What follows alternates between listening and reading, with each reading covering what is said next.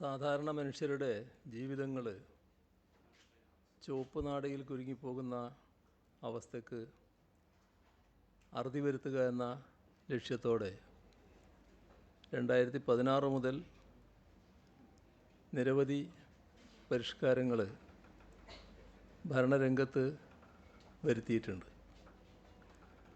ആ പ്രവർത്തനങ്ങൾക്ക് കൂടുതൽ ഊർജം പകരുന്ന കരുതലും കൈത്താങ്ങും എന്ന പരിപാടിക്ക് ഇന്ന് തുടക്കം കുറിച്ചിരിക്കുകയാണ്. നിയമത്തെയും നടപടിക്രമങ്ങളെയും ജനങ്ങൾക്ക് ഏറ്റവും പെട്ടെന്ന് നീതി ലഭ്യമാക്കുന്നതിന് ഉപയോഗിക്കുക എന്ന ലക്ഷ്യത്തോടെ നടപ്പാക്കുന്നതാണ് ഈ പരിപാടി. ഓരോ പരിപാടിയിലും മന്ത്രിമാർ നേരിട്ട് പങ്കെടുക്കുന്നുണ്ട്. കഴിയാവുന്നത്ര തീരുമാനങ്ങൾ ആ പരിപാടിയിൽ വെച്ച് തന്നെ എടുക്കാനുമാണ് ശ്രദ്ധിക്കുന്നത്. ഇപ്പോൾ താലൂക്ക് തല അദാലത്തുകളിൽ 21 വിഷയങ്ങൾ ജില്ലാതലത്തിൽ പരിഹരിക്കാവുന്ന പരാതികൾ ഇതൊക്കെയാണ് സാധാരണഗതിയിൽ പരിഗണിക്കുക. ഇവിടെ പരാതികൾ സമർപ്പിക്കുന്നതിനും പരിശോധിക്കുന്നതിനുമായി karudal.kerala.gov.in എന്ന പേരിൽ ഒരു സംവിധാനവും സജ്ജീകരിച്ചിട്ടുണ്ട്. പരാതികൾ ഓൺലൈനായും അക്ഷയ കേന്ദ്രങ്ങൾ വഴിയും താലൂക്ക് ഓഫീസുകളിൽ നേരിട്ടെത്തിയും സമർപ്പിക്കാവുന്നതുമാണ്. അദാലത്തുകൾ യാന്ത്രികമായ ഒരു സർക്കാർ പരിപാടിയായി മാറാതെ നോക്കാനുള്ള ഉത്തരവാദിത്വം പരാതികളുമായി ബന്ധപ്പെട്ട സർക്കാർ ഓഫീസുകൾക്കാണുള്ളത്. അവ കൃത്യമായി നടപ്പാക്കുന്നുവെന്ന് ഉറപ്പുവരുത്താൻ ജില്ലാ ഭരണ സംവിധാനത്തിനും കഴിയേണ്ടതുണ്ട്. ജനങ്ങളും ഉദ്യോഗസ്ഥരും പരസ്പരം സഹകരിച്ചുകൊണ്ട് കരുതലും കൈത്താങ്ങും പരിപാടി വിജയകരമായി പൂർത്തീകരിക്കുകയാണ് ലക്ഷ്യമിടുന്നത്. ഇപ്പോൾ നമ്മുടെ സംസ്ഥാനത്തെ എല്ലാ തദ്ദേശഭരണ സ്ഥാപനങ്ങളുടെയും ഭരണസമിതികളുടെ യോഗം ഒരേ സമയം ചേരുകയായിരുന്നു. ആ പരിപാടി കഴിഞ്ഞാണ് ഇങ്ങോട്ട് ഞാൻ വന്നത്. അതിൽ പാലിയേറ്റീവ് പ്രവർത്തനങ്ങളുടെ ഏകോപനം, മാലിന്യമുക്ത നവകേരളം സാധ്യമാക്കൽ, അതിദാരിദ്ര്യ നിർമ്മാർജ്ജന പ്രവർത്തനം ഊർജിതപ്പെടുത്തൽ, ഈ 3 ഇനങ്ങളാണ് പ്രധാനമായും ചർച്ച ചെയ്തത്. ഈ വരുന്ന മാർച്ച് 30 കേരളം സമ്പൂർണ്ണ ശുചിത്വ പ്രഖ്യാപനം നടത്തും. അയൽക്കൂട്ടങ്ങൾ, ടൂറിസം കേന്ദ്രങ്ങൾ, ഗ്രാമങ്ങൾ, നഗരങ്ങൾ, ഓഫീസുകൾ, വിദ്യാഭ്യാസ സ്ഥാപനങ്ങൾ എല്ലാം ഹരിതമാക്കുകയാണ് ലക്ഷ്യം. വിപുലമായ ജനപങ്കാളിത്തത്തോടെയുള്ള ഒരു ക്യാമ്പയിനാണ് ഉദ്ദേശിക്കുന്നത്. എല്ലാ വിഭാഗം ആളുകളും ഇതുമായി സഹകരിക്കുക എന്നുള്ളതാണ് ഉദ്ദേശിക്കുന്നത്. നമ്മുടെ സംസ്ഥാനത്ത് നിരവധിയായ സാന്ത്വന പരിചരണ പ്രവർത്തനങ്ങൾ, പാലിയേറ്റീവ് കെയർ പ്രവർത്തനങ്ങൾ നടക്കുന്നുണ്ട്. ഇതിനൊരു ഏകോപിതമായ മുന്നേറ്റം സൃഷ്ടിക്കലാണ് ഉദ്ദേശിക്കുന്നത്. അതിൽ രോഗികളായവർക്ക് പരിചരണം ആവശ്യമുണ്ട്. വയോജനങ്ങളായ ഒരു കൂട്ടം ആളുകൾക്കും പ്രത്യേക രോഗമില്ലെങ്കിലും പരിചരണം ആവശ്യമായിട്ടുള്ള ചിലരുണ്ട്. ഭിന്നശേഷിക്കാർ, ഇവരെല്ലാം ഉൾക്കൊള്ളുന്ന, എന്നാൽ APL BPL വ്യത്യാസമില്ലാതെ ഉള്ളൊരു പരിചരണമാണ് ഇവിടെ സർക്കാർ ഉദ്ദേശിക്കുന്നത്. തദ്ദേശ സ്വയംഭരണ സ്ഥാപന നേതൃത്വത്തിലാണ് നടക്കുക. ആരോഗ്യ വകുപ്പും സാമൂഹ്യനീതി വകുപ്പും എല്ലാം അതിൻ്റെ ഭാഗമായി മാറും. നാട്ടിൽ പ്രവർത്തിക്കുന്ന വിവിധ പാലിയേറ്റീവ് പ്രവർത്തനങ്ങൾ നടത്തുന്ന സംവിധാനങ്ങളുണ്ട്. അവരെയെല്ലാം ഇതിൻ്റെ ഭാഗമായി ഏകോപിപ്പിക്കാനുമാണ് ഉദ്ദേശിക്കുന്നത്. ഒരു ഭേദചിന്തയുമില്ലാതെ എല്ലാവരും കൂടി അണിനിരന്ന് നടപ്പാക്കുന്നൊരു പരിപാടിയായിട്ടാണ് മാറുക. നേരത്തെ തന്നെ പ്രഖ്യാപിച്ചതാണ് 2025 നവംബർ 1 നമ്മുടെ സംസ്ഥാനം അതിദാരിദ്ര്യമുക്തമാക്കുക എന്നുള്ളത്. ഇപ്പോൾ 2 വർഷം പിന്നിട്ടു, 3ാമത്തെ വർഷമാണ്. അത് ഈ പ്രവർത്തനം ഫലപ്രദമായി സംഘടിപ്പിക്കാനുള്ളതാണ് മറ്റൊന്ന് ആലോചിച്ചത്. ഈ 3 വിഷയങ്ങളിലും വിപുലമായ ജനകീയ മുന്നേറ്റം സാധ്യമാകേണ്ടതുണ്ട്. അതിനാണ് തദ്ദേശ സ്വയംഭരണ സ്ഥാപനങ്ങളുടെ പ്രത്യേക യോഗം ചേർന്നതും ചർച്ച ചെയ്തതും. നമ്മുടെ സംസ്ഥാനത്ത് അടുത്ത കാലത്തുണ്ടായ വലിയ ദുരന്തമാണ് മുണ്ടക്കൈ ചൂരൽമല ദുരന്തം. അതൊരു വിവാദ വിഷയമാക്കി സ്വന്തം ഉത്തരവാദിത്വത്തിൽ നിന്ന് ഒളിച്ചോടാനാണ് കേന്ദ്ര സർക്കാർ ശ്രമിക്കുന്നത്. അതൊരു ഖേദകരമായ നീക്കമാണ്. വിശദമായ പഠന റിപ്പോർട്ട് നൽകാൻ കേരളം വൈകിയതുകൊണ്ടാണ് പ്രത്യേക സാമ്പത്തിക സഹായ പാക്കേജ് പറഞ്ഞതായി കാണുന്നത്. ഇത് തീർത്തും വസ്തുതാവിരുദ്ധമായ കാര്യമാണ്. അതിലുള്ള നമ്മുടെ നാടിൻ്റെ, കേരളത്തിൻ്റെ പ്രതിഷേധം രേഖപ്പെടുത്തുന്നു.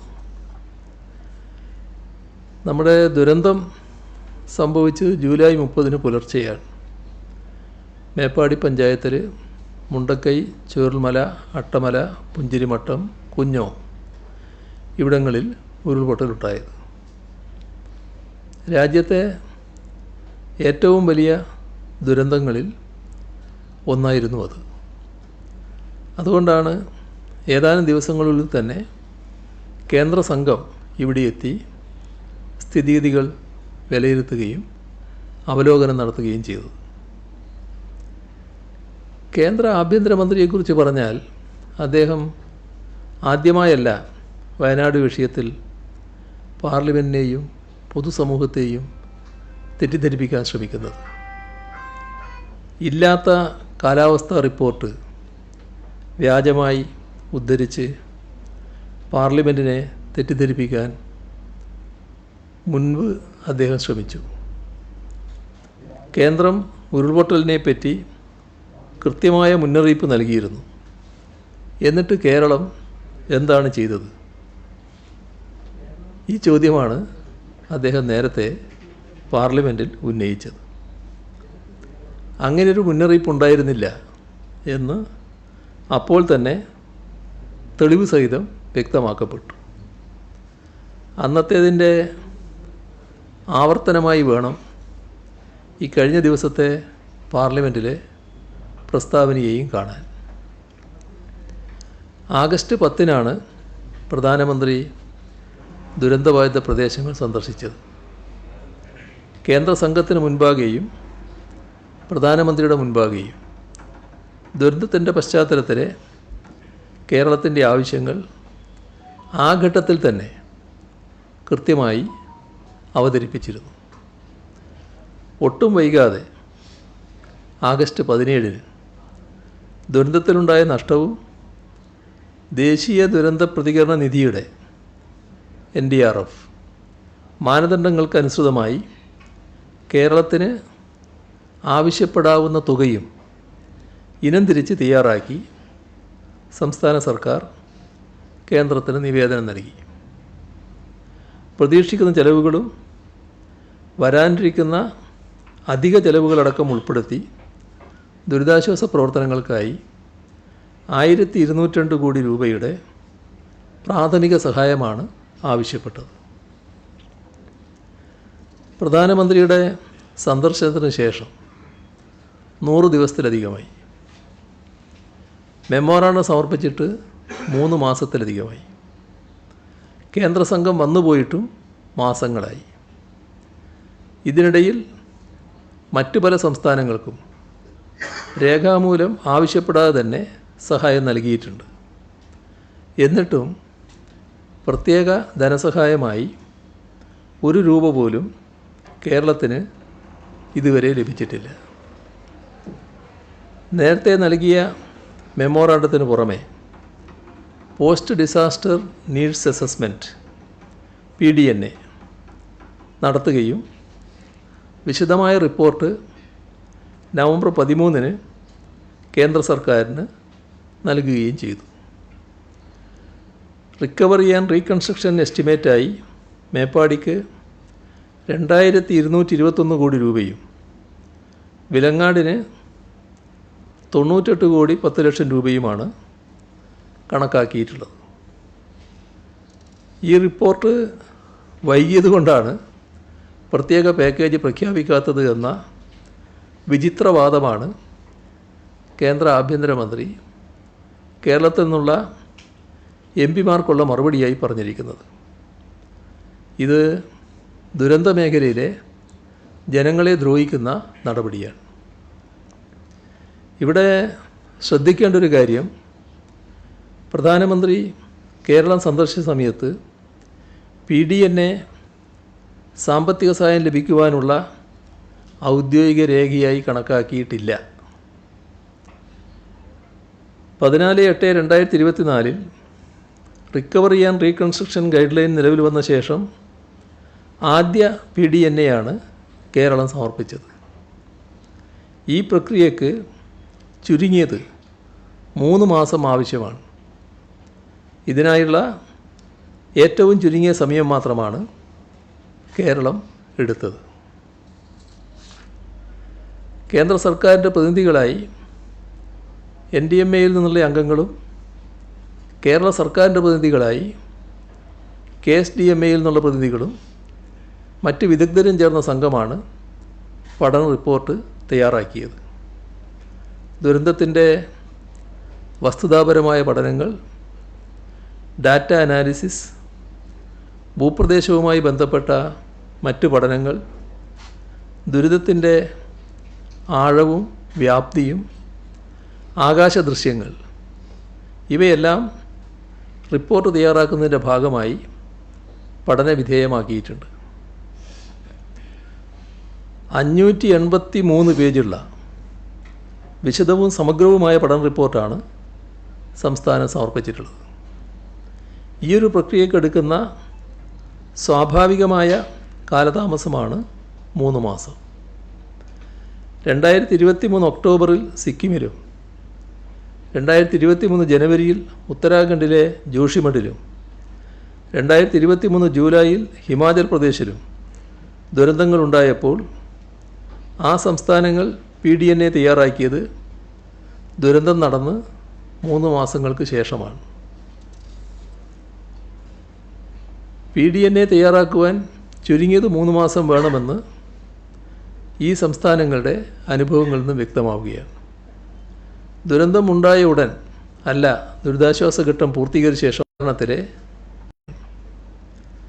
സമർപ്പിച്ച മെമ്മോറാണ്ടം പ്രകാരം അടിയന്തര സഹായം അനുവദിച്ചില്ല എന്നതാണ് കേരളം ഉന്നയിക്കുന്ന പ്രധാന വിഷയം. എന്നാൽ ആ ആക്ഷേപത്തെ മറികടക്കുന്നതിനാണ് PDNA സമർപ്പിക്കാൻ കേരളം വൈകിയെന്ന വാദം കേന്ദ്ര സർക്കാർ ഉന്നയിക്കുന്നത്.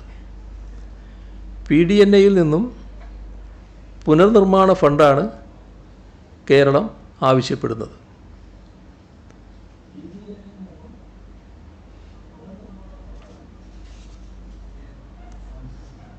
ത്രിപുര, തെലുങ്കാന, ഉത്തരാഖണ്ഡ് എന്നീ സംസ്ഥാനങ്ങളിൽ വയനാടിൻ്റെ അത്രയും തീവ്രത ഇല്ലാത്ത ദുരന്തങ്ങളുണ്ടായിട്ടും വളരെ വേഗത്തിലാണ് കേന്ദ്ര സഹായം ലഭ്യമാക്കിയത്. ഈയിടെ മഴക്കെടുതിയുണ്ടായ ത്രിപുരക്ക് 40 കോടി രൂപ,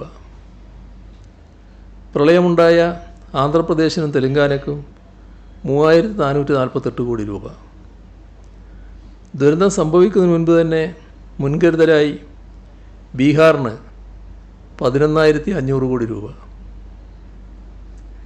ഇതെല്ലാം കേന്ദ്ര ഗവൺമെൻറ് സഹായമായി പ്രഖ്യാപിച്ചതാണ്. അതേ കേന്ദ്ര സർക്കാരാണ് കേരളത്തോട് ഈ അവഗണന കാണിക്കുന്നത്. കേന്ദ്ര സർക്കാർ പ്രളയ ദുരന്തം നേരിടാനുള്ള സഹായ പദ്ധതികൾ പ്രഖ്യാപിച്ചപ്പോൾ ബീഹാർ, ആസാം, ഹിമാചൽ പ്രദേശ്, സിക്കിം തുടങ്ങിയ സംസ്ഥാനങ്ങളെ മാത്രമാണ് പരിഗണിച്ചത്.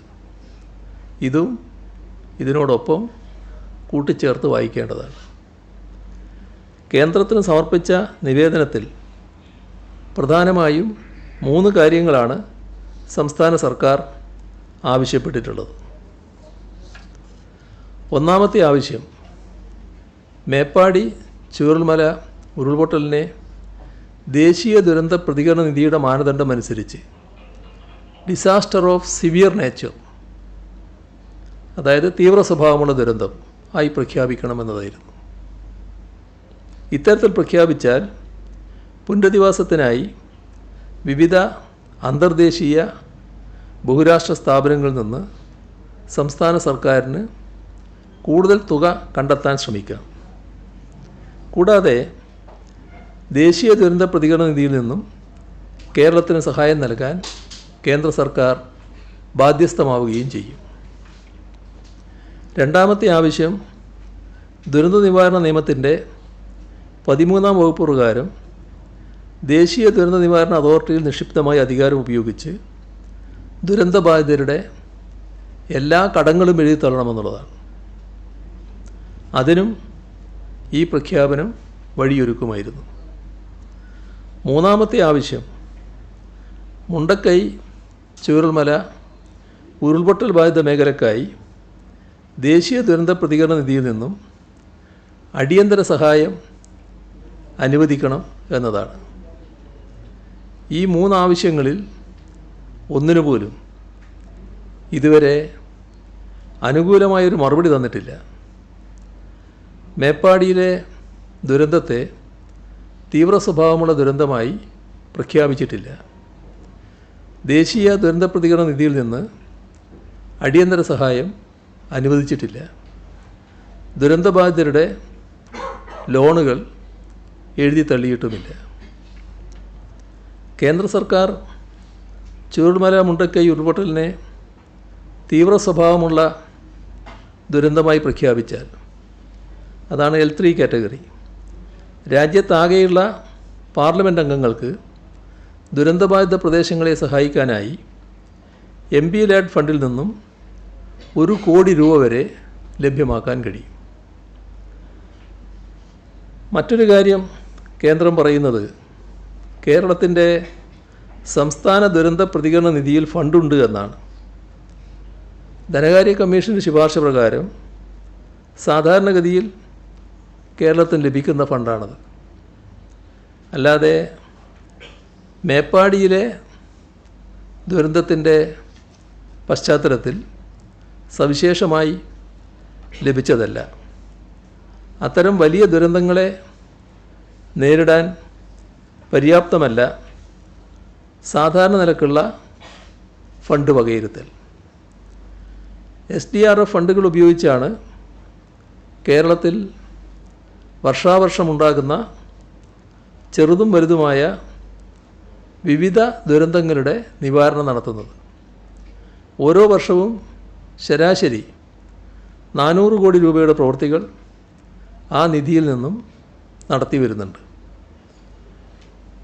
മരണങ്ങളും റോഡും വീടും മറ്റും തകരുന്നതും ഉൾപ്പെടെ ദുരന്തങ്ങൾ മൂലമുണ്ടാകുന്ന നാശനഷ്ടങ്ങൾക്ക് മാനദണ്ഡങ്ങൾ പ്രകാരമുള്ള സഹായം ആ നിധിയിൽ നിന്നാണ് നൽകി വരുന്നത്. കണിശമായ മാനദണ്ഡങ്ങൾ പ്രകാരം മാത്രമേ ആ തുക വിനിയോഗിക്കാൻ കഴിയൂ. വീട് നഷ്ടപ്പെട്ടാൽ SDRFൻ്റെ മാനദണ്ഡങ്ങൾ പ്രകാരം ശരാശരി 1.25 ലക്ഷം രൂപ മാത്രമേ ലഭ്യമാക്കാൻ കഴിയൂ. നമ്മുടെ സംസ്ഥാനം CMDRF വിഹിതവും ചേർത്താണ് കുറഞ്ഞത് 4 ലക്ഷം രൂപ ലഭ്യമാക്കുന്നത്. വയനാട് പുനരധിവാസത്തിന് എല്ലാ സൗകര്യങ്ങളുമുള്ള ടൗൺഷിപ്പ് പണിയാനാണ് സർക്കാർ ലക്ഷ്യമിടുന്നത്. ഒരു വീടിന് 10 ലക്ഷം രൂപയിലധികം ചിലവാകുമെന്നാണ് പ്രതീക്ഷിക്കുന്നത്. അതുകൊണ്ട് തന്നെ SDRFലെ മാനദണ്ഡങ്ങൾ പ്രകാരം അത് യാഥാർത്ഥ്യമാക്കാൻ കഴിയില്ല. ഈ സാഹചര്യത്തിൽ കൂടിയാണ് ഈ ദുരന്തത്തെ അതിജീവിക്കാനായി പ്രത്യേക ധനസഹായം ആവശ്യപ്പെടുന്നത്. പ്രത്യേക സാമ്പത്തിക സഹായം പ്രഖ്യാപിക്കുന്നതിന് തയ്യാറാകാതെ വയനാടിനെയും ദുരന്തബാധിതരെയും കടുത്ത രീതിയിൽ അവഗണിക്കുന്ന മനോഭാവമാണ് കേന്ദ്ര സർക്കാരിൻ്റേത്. തൊടുന്യായങ്ങൾ പറഞ്ഞ് സഹായം നിഷേധിക്കുന്ന സമീപനമാണ് സ്വീകരിച്ചിരിക്കുന്നത്. അതിനുള്ള ഏറ്റവും ഒടുവിലത്തെ ഉദാഹരണമാണ് PDNA റിപ്പോർട്ട് വൈകിയെന്ന വിചിത്രമായ വാദം. ഇത്തരം സമീപനം അവസാനിപ്പിച്ച് മുണ്ടക്കൈ ചൂരൽമല പ്രദേശത്തെ ദുരിതബാധിതരായ ജനങ്ങൾക്ക് ആശ്വാസം നൽകാനും പുനരധിവാസം വേഗത്തിലാക്കാനുള്ള സഹായം ഉടൻ അനുവദിക്കാനും തയ്യാറാകണമെന്നാണ് കേന്ദ്ര ഗവൺമെൻറ്റിനോട് ആവശ്യപ്പെടാനുള്ളത്. വയനാട്ടിലെ എല്ലാം നഷ്ടമായ ആളുകൾക്ക് വേണ്ടിയാണ് സംസ്ഥാന സർക്കാർ അധിക ധനസഹായം ആവശ്യപ്പെടുന്നത്. ആവശ്യപ്പെടുന്ന കണക്കുകൾ ഇപ്പോൾ ബഹുമാനപ്പെട്ട ഹൈക്കോടതി നിഷ്കർഷിക്കുന്ന ഫോർമാറ്റിൽ സമർപ്പിക്കുന്നതിന് സർക്കാർ സന്നദ്ധമാണ്. കണക്കില്ലാത്തതുകൊണ്ടല്ല, മറിച്ച് ആ നിശ്ചിത മാതൃക തയ്യാറാക്കാൻ കുറച്ച് സമയം ആവശ്യമുണ്ട് എന്നതാണ് വിഷയം. ഇത് വാദം നടന്നപ്പോൾ തന്നെ ബഹുമാനപ്പെട്ട കോടതിയെ സർക്കാർ അഭിഭാഷകർ അറിയിച്ചതാണ്.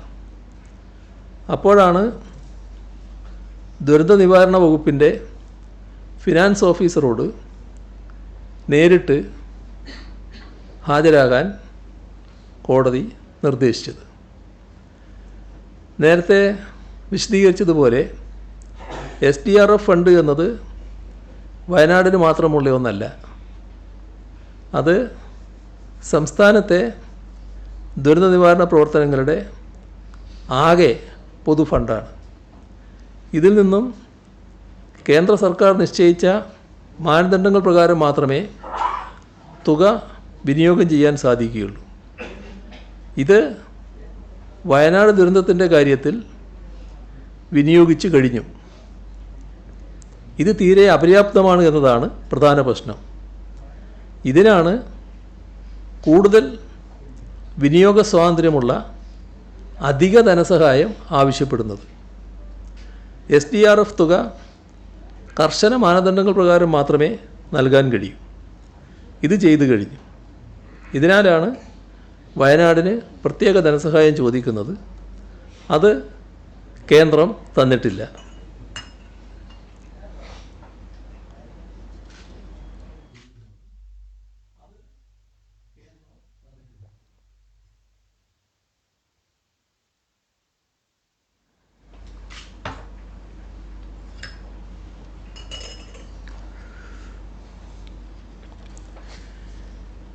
ലഭ്യമായ വിവരങ്ങൾ പ്രകാരം ഹൈക്കോടതി പ്രധാനമായും 5 ചോദ്യങ്ങളാണ് ഉന്നയിച്ചത്. 29/7/2024 SDRFൽ എത്ര തുക നീക്കിയിരിപ്പുണ്ട്? രണ്ടാമത്തെ ചോദ്യം, നമ്മൾ സംസ്ഥാനത്തെ വിവിധ ദുരന്ത നിവാരണ പ്രവർത്തനങ്ങൾക്കായി എത്ര തുകയുടെ കമ്മിറ്റ്മെൻറ്റ് SDRFലുണ്ട്? 3, വയനാടിനായി എത്ര തുക കൊടുത്തു? 4, വയനാടിന് ഇനി എത്ര തുക നൽകാൻ കഴിയും? 5, പുനരധിവാസത്തിനായി ഇനി എത്ര തുക വേണ്ടിവരും? ആദ്യ ചോദ്യത്തിന് കൃത്യമായ മറുപടി ആദ്യ മെമ്മോറാണ്ടത്തിൽ ഇത് വ്യക്തമായി നൽകിയിട്ടുണ്ട്. 394,95 ലക്ഷം രൂപയാണ് SDRFലെ നീക്കിയിരിപ്പ്. കേന്ദ്രം SDRFലേക്ക് 145,60 ലക്ഷം രൂപ കൂടി പിന്നീട് അനുവദിച്ചു. രണ്ടും കൂടി 588,95 ലക്ഷം രൂപ. SDRF ബാലൻസാണ്. ദുരന്തഘട്ടത്തിൽ ഉണ്ടായത് ഇത്രയും തുകയാണ്. അതായത് 588,95 ലക്ഷം രൂപയാണ് SDRF ബാലൻസായി ദുരന്തഘട്ടത്തിൽ ഉണ്ടായിരുന്നത്. നേരത്തെ പറഞ്ഞ രണ്ടും കൂട്ടിയാൽ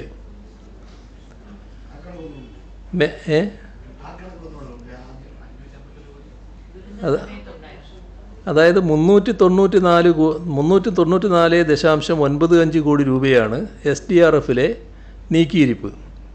കേന്ദ്രം SDRFിലേക്ക് 145.6 കോടി രൂപ പിന്നീട് അനുവദിച്ചു. രണ്ടും കൂടി 588.95 കോടി രൂപ SDRF ബാലൻസായി ആണ് ദുരന്തഘട്ടത്തിലുണ്ടായിരുന്നത്. അതാണ് ഞാൻ പറഞ്ഞത്. മേപ്പാടിയിൽ വ്യക്തിഗത സഹായം നൽകാൻ ഇനി ബാക്കിയുള്ളത് വീടുകൾ തകർന്നതുമായി ബന്ധപ്പെട്ടും കൃഷിനാശം, മൃഗസംരക്ഷണ മേഖല എന്നിവയുമായി ബന്ധപ്പെട്ടും ഉള്ളതാണ്. ഇതെല്ലാം ചേർത്താലും ദുരിതാശ്വാസ സഹായം 20 കോടിയിൽ അധികമാകില്ല. സംസ്ഥാനത്തെ പല ഭാഗത്തുമുള്ള ദുരന്ത നിവാരണ പ്രവർത്തനങ്ങൾക്ക് ഉള്ള പൊതു ഫണ്ട് എന്ന നിലയിൽ SDRFിൽ നിന്ന് പല ആവശ്യങ്ങൾക്കായി നൽകാമെന്ന് കമ്മിറ്റ് ചെയ്ത തുകയുണ്ടാവും. അത് എത്ര എന്നത് കണക്കാക്കാൻ സമയം ആവശ്യമാണ് എന്ന് കഴിഞ്ഞ ദിവസം തന്നെ കോടതിയിൽ പറഞ്ഞിരുന്നു. കാരണം അത് പല വകുപ്പുകളിൽ നിന്നും ജില്ലകളിൽ നിന്നും ശേഖരിക്കേണ്ടതാണ്. കഴിഞ്ഞ ദിവസം ഈ വിവരം സർക്കാർ കോടതിയിൽ അറിയിച്ചു. അത് പരിഗണിച്ച് അടുത്ത വ്യാഴാഴ്ച വരെ കോടതി സമയം അനുവദിച്ചു. നേരത്തെ സൂചിപ്പിച്ചതുപോലെ SDRF ഫണ്ടിൽ നിന്ന് വളരെ പരിമിതമായ മാനദണ്ഡങ്ങൾ അനുസരിച്ച് മാത്രമാണ് തുക ചെലവഴിക്കാൻ കഴിയും. പുനർനിർമ്മാണത്തിന് തീർത്തും അപര്യാപ്തമാണത്. CNDAG എല്ലാ വർഷവും ഓഡിറ്റ് ചെയ്യുന്ന ഫണ്ടാണത്. സർക്കാർ എല്ലാ കണക്കുകളും ബഹുമാനപ്പെട്ട ഹൈക്കോടതിയെ ബോധിപ്പിക്കും. അതിൽ ഒരു അവ്യക്തതയുമില്ല. മേപ്പാടിയിലെ ദുരന്തബാധിതർക്ക് വേണ്ടത് അർഹമായ മാതൃകാപരമായ പുനരധിവാസമാണ്. അത് സാധ്യമാക്കാനുള്ള ശ്രമത്തിലാണ് സർക്കാർ. അതിനായി എല്ലാ ഭാഗത്തു നിന്നും സഹായം ആവശ്യമാണ്. പൊതുസമൂഹം വാസ്തവവിരുദ്ധമായ പ്രചാരണങ്ങൾക്കെതിരെ ജാഗ്രത പുലർത്തണമെന്നാണ് ഈ ഘട്ടത്തിൽ അഭ്യർത്ഥിക്കാനുള്ളത്. ഇവിടെ ഒരു കാര്യം കൂടി ഇതിനോടൊപ്പം കൂട്ടിച്ചേർക്കാമെന്നാണ് തോന്നുന്നത്. അത് വിഴിഞ്ഞം അന്താരാഷ്ട്ര തുറമുഖത്തിന് കേന്ദ്ര സർക്കാർ അനുവദിക്കാൻ ഉദ്ദേശിക്കുന്ന വയബിലിറ്റി ഗ്യാപ്പ് ഫണ്ട് പല മടങ്ങായി തിരിച്ചടച്ചേ തീരുവെന്ന് കേന്ദ്ര സർക്കാർ വീണ്ടും അറിയിച്ചിരിക്കുകയാണ്. VGFുമായി ബന്ധപ്പെട്ടെടുത്ത തീരുമാനം പിൻവലിക്കണമെന്ന് അഭ്യർത്ഥിച്ച് നൽകിയ കത്തിന് മറുപടിയായി കേന്ദ്ര ധനകാര്യമന്ത്രി നിർമ്മലാ സീതാരാമൻ അയച്ച കത്തിലാണ് ഇതുള്ളത്. നാളിതുവരെ VGF ഗ്രാൻറ്റിൻ്റെ കാര്യത്തിൽ പുലർത്തി വന്ന നയമുണ്ട്. ആ നയത്തിൽ നിന്നുള്ള വ്യതിയാനമാണ് ഈ തീരുമാനം. VGF വിഭാവനം ചെയ്തിരിക്കുന്ന മാനദണ്ഡം അനുസരിച്ച് അത് ഒറ്റത്തവണ ഗ്രാൻറ്റായാണ് നൽകുന്നത്. വായ്പയായി പരിഗണിക്കേണ്ടതല്ല. VGF സംസ്ഥാന സർക്കാരും കേന്ദ്ര സർക്കാരും സംയുക്തമായി നൽകാൻ തീരുമാനിച്ചതാണ്. കേന്ദ്ര വിഹിതമാണ് 817.80 കോടി രൂപ. സംസ്ഥാന വിഹിതം 817.20 കോടി രൂപ. ഈ വിഹിതം സംസ്ഥാനം നേരിട്ട് അദാനി പോർട്ട് കമ്പനിക്ക് നൽകും. കേന്ദ്രം നൽകുന്ന തുക വിഴിഞ്ഞം അന്താരാഷ്ട്ര തുറമുഖ കമ്പനിക്ക് വിസിൽ ലാഭവിഹിതം ലഭിച്ചു തുടങ്ങുമ്പോൾ അതിൻ്റെ 20% വെച്ച് കേന്ദ്ര സർക്കാരിന് സംസ്ഥാന സർക്കാർ നൽകണമെന്നതാണ് വ്യവസ്ഥ വച്ചിരിക്കുന്നത്. അതിനർത്ഥം ഇപ്പോൾ നൽകുന്ന തുക 817,80,00,000 രൂപയാണെങ്കിൽ തിരിച്ചടവിൻ്റെ കാലയളവിൽ പലിശയിൽ വരുന്ന മാറ്റങ്ങളും തുറമുഖത്തിൽ നിന്നുള്ള വരുമാനവും പരിഗണിച്ചാൽ ഏതാണ്ട് 10,000-12,000 കോടി രൂപയായി തിരിച്ചടക്കണം എന്നാണ്. കേന്ദ്ര സർക്കാർ തങ്ങൾ നൽകിയ തുക സംസ്ഥാന സർക്കാർ നൽകിയ വായ്പയായി വ്യാഖ്യാനിക്കുകയും അതിൻ്റെ പലിശയടക്കമുള്ള തിരിച്ചടവ് സംസ്ഥാന സർക്കാരിൻ്റെ തലയിൽ കെട്ടിവെക്കുകയുമാണ് ചെയ്യുന്നത്. ഇത് വയബിലിറ്റി ഗ്യാപ്പ് ഫണ്ടിങ്ങിൻ്റെ യുക്തിയെ തന്നെ നിരാകരിക്കുന്നതാണ്. VGF ലഭ്യമാക്കുന്നതിനുള്ള കരാറുണ്ടാക്കുന്നത് കേന്ദ്ര സർക്കാരും അദാനി കമ്പനിയും തുക നൽകുന്ന ബാങ്കും തമ്മിലാണ്. എന്നാൽ തിരിച്ചടക്കാനുള്ള കരാർ സംസ്ഥാന സർക്കാരും കേന്ദ്ര സർക്കാരും തമ്മിൽ വേണം എന്നാണ് വിചിത്രമായ നിബന്ധന. രാജ്യത്തിനാകെ ഗുണകരമായ ഒരു പദ്ധതിക്കായി സംസ്ഥാന സർക്കാർ എല്ലാ പിന്തുണയും നൽകുമ്പോഴാണ് സംസ്ഥാനത്തിനു മേൽ കേന്ദ്രം അമിതഭാരം അടിച്ചേൽപ്പിക്കുന്നത്. ഈ വിഷയത്തിലാണ് മുഖ്യമന്ത്രി എന്ന നിലയിൽ കേന്ദ്ര ധനമന്ത്രിക്ക് കത്തെഴുതിയത്. എന്നാൽ മറുപടിയിൽ വിഴിഞ്ഞത്തിന് കേന്ദ്ര സർക്കാർ അനുവദിക്കാൻ ഉദ്ദേശിക്കുന്നത് ഗ്രാൻഡല്ല, വായ്പയാണെന്ന് വ്യക്തമാക്കുകയാണ്. വയബിലിറ്റി ഗ്യാപ്പ് ഫണ്ട് അനുവദിച്ച ഒറ്റ പ്രോജക്റ്റിന് പോലും തിരിച്ചടവ് നിബന്ധന നാളിതുവരെ കേന്ദ്ര സർക്കാർ വെച്ചിരുന്നില്ല. കൊച്ചി മെട്രോയ്ക്ക് വേണ്ടി VGF അനുവദിച്ചപ്പോഴും തുക തിരികെ വേണമെന്ന് കേന്ദ്രം പറഞ്ഞിട്ടില്ല. കേരളത്തിന് മാത്രമായി തയ്യാറാക്കിയ പുതിയ മാനദണ്ഡം VGFൻ്റെ തന്നെ സ്റ്റാൻഡേർഡ് ഗൈഡ് ലൈനിന് വിരുദ്ധമാണ്. കമേഴ്ഷ്യൽ ഓപ്പറേഷൻ ആരംഭിക്കുന്നതിന് മുൻപ് തന്നെ വിഴിഞ്ഞത്ത് 70 കപ്പലുകൾ വന്നുപോയി. ഈ ഇനത്തിൽ മാത്രം 50 കോടി രൂപയ്ക്ക് മുകളിൽ GST കേന്ദ്ര സർക്കാരിന് ലഭിച്ചു. കമേഴ്ഷ്യൽ ഓപ്പറേഷൻ ആരംഭിച്ച് ഒരു വർഷത്തിനകം തന്നെ കേന്ദ്രം മുടക്കുന്ന VGF ഫണ്ട് GST വീതമായി കേന്ദ്ര സർക്കാരിലേക്ക് ലഭിക്കും. ഇങ്ങനെയുള്ളപ്പോഴാണ് പുതിയ സമീപനം കേന്ദ്ര സർക്കാർ സ്വീകരിക്കുന്നത്. കേരളവും VGF ഗ്രാൻറ്റ് വിഴിഞ്ഞത്തിനായി നൽകുന്നുണ്ട്. അതിനു പുറമെ 4,777 കോടി 14 ലക്ഷം രൂപയാണ് സംസ്ഥാന സർക്കാർ വിഴിഞ്ഞം തുറമുഖ നിർമ്മാണത്തിനും അനുബന്ധ സൗകര്യത്തിനുമായി മുടക്കുന്നത്.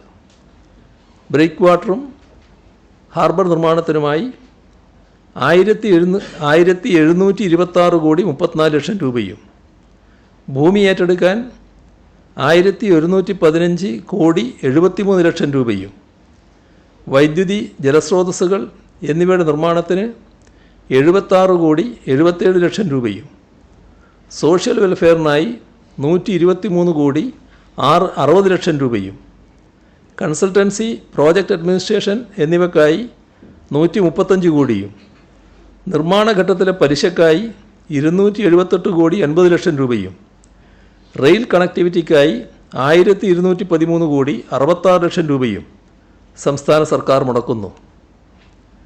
ഇത്രയും തുക സംസ്ഥാനം മുടക്കുന്നതുകൊണ്ടാണ് ലാഭവിഹിതം കേരളത്തിന് കൂടുതൽ ലഭിക്കുന്നത്. കേരളം VGF ഗ്രാൻറ്റ് നൽകുന്നത് വിഴിഞ്ഞത്തിൻ്റെ വികസനത്തിനു വേണ്ടി മാത്രമാണ്. തിരിച്ച് ലഭിക്കേണ്ടാത്ത തുകയായി തന്നെയാണ് സംസ്ഥാനത്തിൻ്റെ VGF വീതത്തെ കേരളം കാണുന്നതും. എന്നാൽ കേന്ദ്രത്തിൻ്റെ VGF വീതത്തിൽ ലാഭവിഹിതം വേണമെന്ന് കേന്ദ്രം ആവശ്യപ്പെടുകയാണ്. ശ്രദ്ധിക്കേണ്ട കാര്യം, നാളിതുവരെ തുറമുഖ നിർമ്മാണത്തിനായി തിരിച്ചടക്കേണ്ടാത്ത ഗ്രാൻറ്റായി നൽകുന്ന വയബിലിറ്റി ഗ്യാപ്പ് ഫണ്ടിൽ കേന്ദ്ര സർക്കാർ ലാഭവിഹിതം ചോദിക്കുന്നത് ഇതാദ്യമാണ്. തൂത്തുക്കുടി തുറമുഖത്തിൻ്റെ ഔട്ടർ ഹാർബർ പദ്ധതിക്ക് 1,411 കോടി രൂപ VGF അനുവദിച്ചപ്പോൾ സമാനമായ നിബന്ധനകൾ ഉൾപ്പെടുത്തിയിരുന്നില്ല. തൂത്തുക്കുടി തുറമുഖത്തിന് നൽകിയ അതേ പരിഗണന വിഴിഞ്ഞത്തിന് നൽകണമെന്നതായിരുന്നു കേരളത്തിൻ്റെ ആവശ്യം. എന്നാൽ തൂത്തുക്കുടി തുറമുഖത്തെയും വിഴിഞ്ഞത്തെയും തമ്മിൽ താരതമ്യം ചെയ്യാൻ കഴിയില്ലെന്നാണ് പുതിയ വാദം. വളരെ മിതമായ വിലയിരുത്തലിൽ പോലും ഇന്ത്യ ഗവൺമെൻറ്റിന് പ്രതിവർഷം 6000 കോടി രൂപയുടെ അധിക വരുമാനം വിഴിഞ്ഞം തുറമുഖം വഴി ലഭിക്കും. എന്നിട്ടും സംസ്ഥാന സർക്കാരിന് മേൽ അധിക ബാധ്യത ചുമത്താനാണ് കേന്ദ്രം ശ്രമിക്കുന്നത്. VGF തിരിച്ചടവ് വിഷയത്തിൽ കേന്ദ്ര സർക്കാർ പുതിയ നിലപാട് സ്വീകരിച്ചതോടെ ഇത്രയധികം തുക ഇനി കേരളം സ്വന്തം നിലയിൽ കണ്ടെത്തേണ്ട അവസ്ഥയാണ്. നിബന്ധന അംഗീകരിച്ചാൽ തുച്ഛമായ തുക മുടക്കുന്ന കേന്ദ്ര സർക്കാർ വലിയ ലാഭവിഹിതം പിടിച്ചടക്കുന്ന അവസ്ഥയാണ് ഉണ്ടാവുക. കേന്ദ്ര സർക്കാർ തങ്ങളുടെ പകപോക്കൽ സമീപനം വിഴിഞ്ഞത്തിൻ്റെ കാര്യത്തിലും തുടരുകയാണ് എന്നാണ് മനസ്സിലാക്കേണ്ടത്. ഇത്രയും കാര്യങ്ങളാണ് നിങ്ങളുമായിട്ട് ഇപ്പോൾ പങ്കുവെക്കാനുള്ളത്.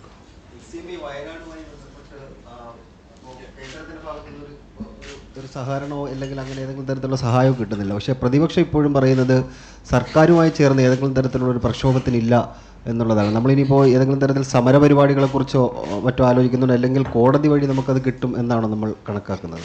പ്രതിപക്ഷത്തിൻ്റെ സഹകരണം ഉണ്ടാവില്ല എന്നവർ പറഞ്ഞു കഴിഞ്ഞു.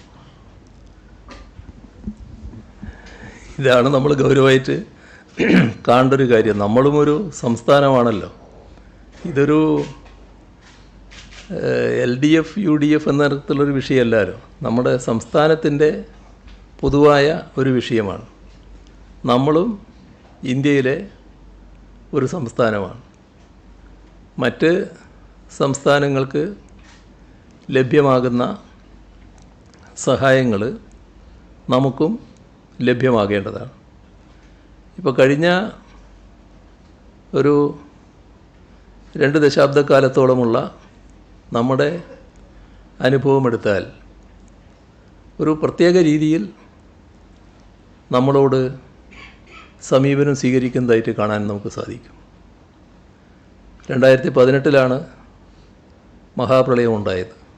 നൂറ്റാണ്ടിലെ മഹാപ്രളയമായിരുന്നു. അപ്പോൾ എല്ലാ ഘട്ടത്തിലും ഈ സമീപനം തുടരുകയാണ്. നമ്മൾ മറ്റ് സംസ്ഥാനങ്ങൾക്ക് സഹായം കൊടുക്കുന്നതിനൊന്നും എതിരല്ല. അത് കേന്ദ്രത്തിൻ്റെ ബാധ്യത തന്നെയാണ്. എന്നാൽ ആ കൂട്ടത്തിൽ നമുക്കും അർഹമായ സഹായം നൽകണ്ടേ? ഇപ്പോൾ ഇവിടെ നേരത്തെ പറയുമ്പോൾ ത്രിപുരയുടെ കാര്യം പറഞ്ഞല്ലോ, തെലുങ്കാനയുടെ കാര്യം പറഞ്ഞല്ലോ, ആന്ധ്രാപ്രദേശിൻ്റെ കാര്യം പറഞ്ഞല്ലോ, ഉത്തരാഖണ്ഡിൻ്റെ കാര്യം പറഞ്ഞല്ലോ, ബീഹാറിൻ്റെ കാര്യം പറഞ്ഞല്ലോ. ഇതിലൊക്കെ ഇപ്പോൾ ഏറ്റവും ഒടുവിൽ തമിഴ്നാടിൻ്റെ അനുഭവം ഉണ്ടല്ലോ.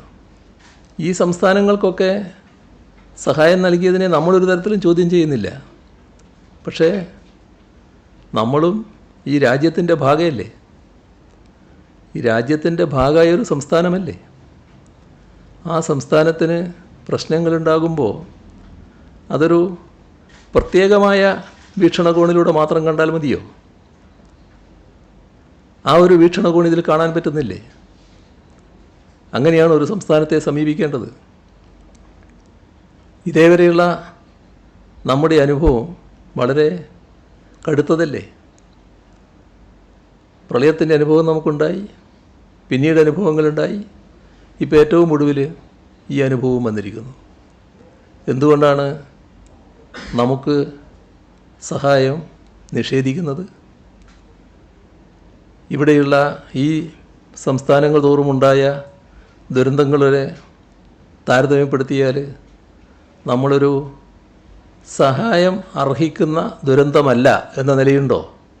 ഉണ്ടെങ്കിൽ അത് പറഞ്ഞാൽ മതിയല്ലോ, നമുക്കത് ബോധ്യപ്പെടുമല്ലോ. നിങ്ങളെ ദുരന്തം അത്രത്തോളം വലുതല്ല, ഇവിടെയെല്ലാം നടന്നത് അതിനേക്കാളും വലുതാണ് എന്ന് പറഞ്ഞാൽ നമുക്കത് അംഗീകരിച്ചു കൊടുക്കാമല്ലോ. എല്ലാറ്റിനെയും ഒരു പ്രത്യേക വീക്ഷണകോണിൽ കൂടി കണ്ടാൽ മതിയോ? തങ്ങൾക്ക് താല്പര്യമില്ല എന്നൊരവസ്ഥ ഇതുപോലുള്ള കാര്യങ്ങൾ സ്വീകരിക്കാൻ പറ്റുമോ? നാടിൻ്റെ താല്പര്യമല്ലേ നോക്കേണ്ടത്. ഇത് നമ്മളെല്ലാവരും മനസ്സിലാക്കേണ്ടതായിട്ടുണ്ട്. നാടൊന്നാകെ മനസ്സിലാക്കേണ്ടതായിട്ടുണ്ട്. എന്തുകൊണ്ട് രാജ്യത്തെ മറ്റ് സംസ്ഥാനങ്ങൾക്ക് ലഭിക്കുന്ന സഹായം നമുക്ക് ലഭിക്കുന്നില്ല? സഹായം LDFനല്ല കേട്ടോ. ഇപ്പോൾ LDF സർക്കാരാണുള്ളത് എന്ന് വെച്ച് സഹായം ലഭിക്കുന്ന നാട്ടിനാണ്, നാടിൻ്റെ കാര്യങ്ങൾക്കാണ്. ഇവിടെ സഹായം ലഭിച്ചാൽ ചെലവഴിക്കേണ്ടതും നാടിനു വേണ്ടിയാണ്, എല്ലാവർക്കും വേണ്ടിയാണ്. ആ ഒരു കാര്യത്തെ ആ നിലക്ക് കണ്ടുകൊണ്ട് ഇടപെടാൻ നമുക്ക് കഴിയണ്ടേ? ഈ പറഞ്ഞ പട്ടികയിൽ എന്ത് കുറവാണ് കേരളത്തിനുള്ളത്? മറ്റ് സംസ്ഥാനങ്ങളുമായി താരതമ്യപ്പെടുത്തിയാൽ എന്ത് കുറവ്? അത് ചൂണ്ടിക്കാണിച്ചാൽ നമ്മളെന്തെങ്കിലും തിരുത്തേണ്ടതെങ്കിൽ തിരുത്താം. നമ്മളെന്തെങ്കിലും തിരുത്താനുണ്ടെങ്കിൽ അതല്ലേ പറയേണ്ടത്. അതിന് വസ്തുതാവിരുദ്ധമായ കാര്യങ്ങൾ പറഞ്ഞ് ആളുകളുടെ തെറ്റിദ്ധരിപ്പിക്കാൻ നോക്കുകയാണോ വേണ്ടത്? ഈ കാര്യത്തിൽ നമ്മുടെ നാടിന് ഒന്നാകെ നിൽക്കാൻ കഴിയണം. ഈ പറഞ്ഞ ത്രിപുര, തെലുങ്കാന, ഉത്തരാഖണ്ഡ്, ആന്ധ്രാപ്രദേശ്, ബീഹാർ, ഹിമാചൽ പ്രദേശ്, സിക്കിം, ഇവിടങ്ങളിലെല്ലാം ആസാം, ഇവിടങ്ങളിലെല്ലാം കാണാൻ കഴിയുന്ന ഒരു പ്രത്യേകതയുണ്ട് എന്ന് നമ്മൾ മറക്കരുത്. തമിഴ്നാട് ഇപ്പോൾ ഏറ്റവും ഒടുവിൽ ആ പട്ടികയിലുണ്ട്. നമ്മൾ പൊതുവിൽ കാണേണ്ട ഒരു കാര്യം, നാടിൻ്റെ പ്രശ്നങ്ങൾക്ക് നമുക്ക് ഒന്നിച്ച് നിൽക്കാനാവണം, ഒന്നിച്ച് ശബ്ദമുയർത്താനാവണം, ഒന്നിച്ച് പ്രതികരിക്കാനാവണം. നാടിനെ അവഗണിക്കുകയാണ്, അതിൻ്റെ മുന്നിൽ കണ്ണടച്ചിരിക്കരുത്. ഈ പറഞ്ഞ പട്ടികയിലുള്ള സംസ്ഥാനങ്ങളിൽ എല്ലാവരും അതിനുവേണ്ടി ശബ്ദമുയർത്തും. അതാണൊരു പ്രത്യേകത. അവിടെ ഭരിക്കുന്ന കക്ഷി ചിലയിടത്ത് BJP ആയിരിക്കും, പക്ഷേ ചിലയിടത്ത് BJP ആയിരിക്കില്ല. എന്നാൽ അവിടങ്ങളിലുള്ള BJPയും ഈ കാര്യത്തിൽ സംസ്ഥാന താല്പര്യത്തോടൊപ്പം നിൽക്കും. അവിടെ ഭരണത്തിലുള്ളവരും ഭരണത്തിലില്ലാത്തവരും സംസ്ഥാന താല്പര്യത്തോടൊപ്പം നിൽക്കും. നമ്മൾ വളരെ സംസ്കാര സമ്പന്നരാണെന്ന് പറയുന്നുണ്ടല്ലോ, പൊതുബോധം വളരെ കൂടുതലുള്ളവരാണെന്നൊക്കെ നമ്മൾ അഹങ്കരിക്കാറുണ്ടല്ലോ. ഇതുപോലൊരു കാര്യത്തിൽ നമുക്ക് ഒന്നിച്ച് നിൽക്കാൻ കഴിയുന്നുണ്ടോ? ഇതുപോലൊരു കാര്യത്തിൽ നമ്മൾ ഒന്നിച്ച് നിൽക്കണ്ടേ? കേന്ദ്ര ഗവൺമെൻറ് തെറ്റായ രീതിയിൽ വ്യാഖ്യാനിച്ച് സഹായങ്ങൾ നിഷേധിക്കുമ്പോൾ അതിനെ പിന്തുണക്കുന്ന നിലയാണോ ഇവിടെയുള്ള ഒരു രാഷ്ട്രീയ പാർട്ടി എന്ന നിലക്ക് BJP സ്വീകരിക്കേണ്ടത്? അവർ ഈ നാട്ടിലൊരു രാഷ്ട്രീയ പാർട്ടിയല്ലേ, കേന്ദ്ര ഭരണകക്ഷിയാണെങ്കിലും. ആ കേന്ദ്ര ഭരണകക്ഷിയോട് ഇവിടുത്തെ കാര്യങ്ങൾ ഉന്നയിക്കാൻ അവർക്ക് അവകാശമില്ലേ? ബാക്കി രണ്ട് കൂട്ടർ, UDFും LDFും, ഇവർക്ക് BJPക്ക് താല്പര്യമില്ലാത്ത കൂട്ടർ. നിർഭാഗ്യവശാൽ അവർക്കായിപ്പോയി കേരളത്തിലെ ഭൂരിപക്ഷം ജനങ്ങളുടെ പിന്തുണ. അപ്പം അങ്ങനെ ഒരു നാടിന് ഒരു സഹായവും വേണ്ട എന്ന സമീപനമാണോ? അങ്ങനെയാണോ സ്വീകരിച്ചു പോകേണ്ടത്? ആ ഒരു ദുരുപദിഷ്ടമായ നിലപാട് ഉൾക്കൊള്ളാൻ നമുക്ക് കഴിയുന്നുണ്ടോ മറ്റു പലതിൻ്റെയും പേരിൽ? ഇതാണ് നാം ഗൗരവമായി കാണേണ്ട കാര്യം. അപ്പോൾ ഇത്തരം കാര്യങ്ങളെ ഒരു നാടെന്ന നിലക്ക് ഒന്നിച്ച് ചോദ്യം ചെയ്യാൻ സന്നദ്ധമാവുക എന്നതാണ് വേണ്ടത്. അതാണ് എനിക്കതിൽ പറയാനുള്ളത്. വീണ്ടും ഈ കാര്യം കേന്ദ്രവുമായിട്ട് സംസാരിക്കാനുള്ള സാധ്യതയുണ്ടോ? ഈ മാനദണ്ഡങ്ങൾ അനുസരിച്ചല്ല നമ്മളിത് കൊടുക്കാൻ ഇങ്ങനെ ആവർത്തിക്കുമ്പോൾ ആന എന്നവരെ നേരിട്ട് ബോധ്യപ്പെടുത്താനുള്ള ഒരു ശ്രമം സർക്കാരിന്റെ ഭാഗത്തുനിന്ന് ഇനി സാധ്യമാണോ? അല്ല, ഇതിനകത്ത് ശ്രദ്ധിക്കേണ്ട കാര്യം, നമ്മുടെ കേരളത്തിൽ വന്ന ഒരു മാറ്റം നമ്മളെല്ലാവരും കാണുന്നുണ്ടല്ലോ. അത് കഴിഞ്ഞതിൽ നിന്ന് വന്നിട്ടുള്ളൊരു മാറ്റമാണ്. ഈ കാര്യങ്ങളിൽ നമ്മുടെ കേരളത്തിൽ നിന്നുള്ള എല്ലാ MP മാരും, BJP ഇല്ല, എല്ലാ MP മാരും ഒന്നിച്ചാണ് പോയി കേന്ദ്രത്തെ സമീപിച്ചത്. അതൊരു നല്ല തുടക്കമാണ്, നല്ല നീക്കമാണ്. പക്ഷേ അതിനാണ് തീർത്തും തെറ്റായ മറുപടി നൽകിയത്.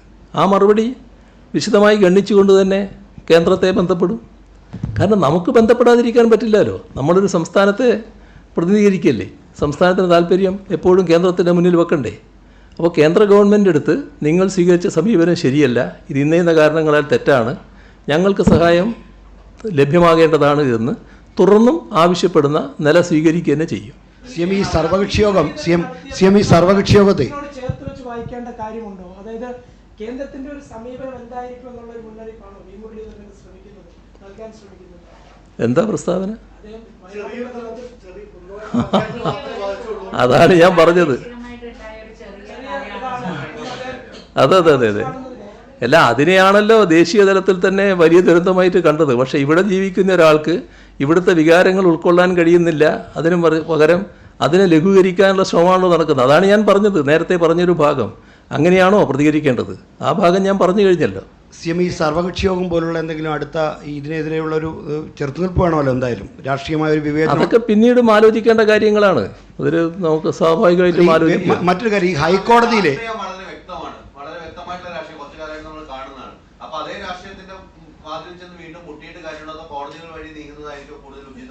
എല്ലാ നമുക്ക് എല്ലാ വഴികളും നമ്മൾ സ്വീകരിക്കണമല്ലോ. അതിലേറ്റവും പ്രധാനപ്പെട്ട മാർഗം ഒരു സർക്കാർ എന്ന നിലക്ക് കേന്ദ്ര സർക്കാരുമായി നിരന്തരം ബന്ധപ്പെടുക എന്നുള്ളത് തന്നെയാണ്.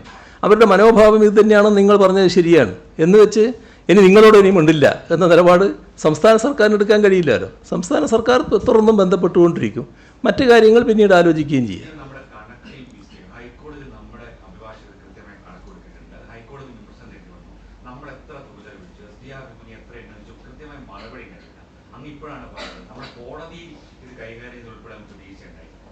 കോടതിയിൽ കൈകാര്യം ചെയ്ത വീഴ്ചയല്ല. കോടതിയിൽ കൈകാര്യം ചെയ്യുന്ന അഡ്വക്കറ്റിന് അപ്പോൾ കയ്യിലുള്ള വിവരങ്ങളാണല്ലോ പറയാൻ കഴിയുക. വിവിധ വകുപ്പുകളിൽ നിന്നും വിവിധ ജില്ലകളിൽ നിന്നും ശേഖരിച്ച് കൊടുക്കേണ്ട മറുപടി ഒറ്റ ക്ലിക്കിൽ കൊടുക്കാൻ കഴിയുന്ന ഒന്നല്ല. അതിനാണ് കാലതാമസം വന്നത്. അതുകൊണ്ടാണ് സമയം ചോദിച്ചത്. തരില്ല എന്നല്ലല്ലോ പറഞ്ഞത്. ഇന്നെൻ്റെ കയ്യിലില്ല, ഇത്ര ദിവസം വേണം, കുറച്ച് ദിവസം വേണം, അതിനൊരു സാവകാശം വേണമെന്ന് മാത്രമാണ് പറഞ്ഞത്. അത് കൊടുക്കാൻ സർക്കാർ എപ്പോഴും ബാധ്യസ്ഥയല്ലേ. ഹൈക്കോടതിക്ക് എന്തെങ്കിലും കാര്യങ്ങൾ കൂടുതൽ മനസ്സിലാക്കേണ്ടതുണ്ട് എന്ന് വന്നാൽ അത് കൊടുക്കാൻ എപ്പോഴും സർക്കാർ ബാധ്യസ്ഥമാണ്. അത് ചെയ്യുക തന്നെ ചെയ്യും. പകരുന്നല്ലേ കോടതിയുടെ ഈ നടപടികൾ, ഈ ഇത്തരം പ്രതികരണങ്ങൾ വരുമ്പോഴേ അതും ഒരു പൊതുബോധമായി മാറുകയാണല്ലോ.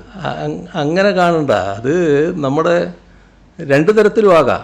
ഇപ്പോൾ ഒന്ന്, വിവരങ്ങൾ അപ്പം തന്നെ കിട്ടണമെന്ന് കോടതി ആഗ്രഹിക്കുന്നു.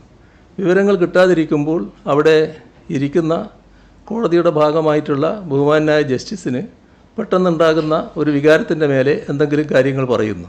അപ്പോൾ ഉടനെ നിങ്ങളത് നമ്മുടെ മാധ്യമങ്ങൾക്കൊരു നല്ല വാർത്ത കിട്ടിയെന്നുള്ള മട്ടിൽ അതൊരു വലിയ വാർത്തയാക്കി മാറ്റുന്നു. യഥാർത്ഥത്തിൽ അവരെ ഉദ്ദേശിച്ചേ ഉണ്ടാവില്ല. അവർ കാര്യങ്ങൾ കിട്ടുന്നതിന് വേണ്ടി പറഞ്ഞൊരു കമൻറ്റ് മാത്രമായിരിക്കും. ആ നിലക്കായിരിക്കും അത് വന്നിട്ടുണ്ടാകുക. ആ നിലക്ക് അതിനെ എടുത്താൽ മതി.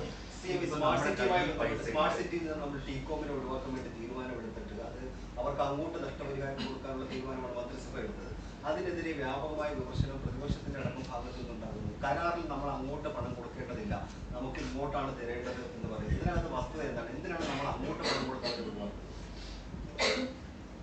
സ്മാർട്ട് സിറ്റി ഒരു വിഷയമാണല്ലോ. അപ്പോൾ അതിൽ മറ്റെന്തെങ്കിലും ചോദ്യം ഉണ്ടോ അതുമായി ബന്ധപ്പെട്ടിട്ട്? ഇതിൻ്റെ കാര്യത്തിൽ ഈ ടീകോം പദ്ധതിയിൽ നിന്ന് പിന്മാറാൻ എന്ത് കാരണങ്ങളാണ് അവർ പറഞ്ഞത്? കാരണം അവരുടെ കമ്മിറ്റ്മെൻറ്റ് 10 കൊല്ലം കൊണ്ട് ഈ പദ്ധതി പൂർത്തിയാക്കണമെന്നായിരുന്നല്ലോ. അവരെന്ത് കാരണമാണ് ഈ സർക്കാർ നൽകിയ കത്തിൽ പറയുന്നത്? അതോടൊപ്പം തന്നെ ഈ ടീകോം ഇത്തരത്തിൽ ഒരു സുതാര്യമല്ലാത്തൊരു സമീപനം സ്വീകരിച്ചു എന്നുള്ള ആക്ഷേപങ്ങളുമുണ്ട്. കാരണം ഇത് വേണ്ടത്രൊരു അവർ ഇത് കാര്യങ്ങളെ ബോധ്യപ്പെടുത്തിയല്ല പിന്മാറുന്ന തരത്തിലുള്ള ആവശ്യങ്ങളൊക്കെ പ്രതിപക്ഷം ഉന്നയിക്കുന്നുണ്ട്. ഇത് ഇന്നത്തെ എന്താണ് പ്രതികരണം? അല്ല, അവിടെ ഒരു ചോദ്യം വന്നു.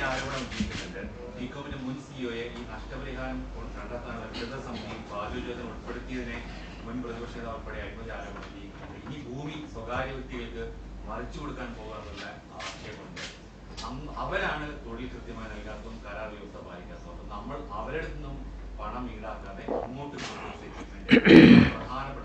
CM ഇത് വയബിൾ അല്ല എന്നുള്ളത് കൊണ്ടാണോ ടീകോം പിന്മാറുന്നു എന്ന് പറയുന്നത്? അതുപോലെ തന്നെ ഈ കരാറിൽ അവരിൽ നിന്ന് നഷ്ടപരിഹാരം ഈടാക്കാനുള്ള വ്യവസ്ഥ ഉണ്ടെന്നും ഇല്ലെന്നുമുള്ള വാദങ്ങൾ ഉയർന്നിട്ടുണ്ട്. അതിൽ സർക്കാരിന് വ്യക്തതയുണ്ടോ?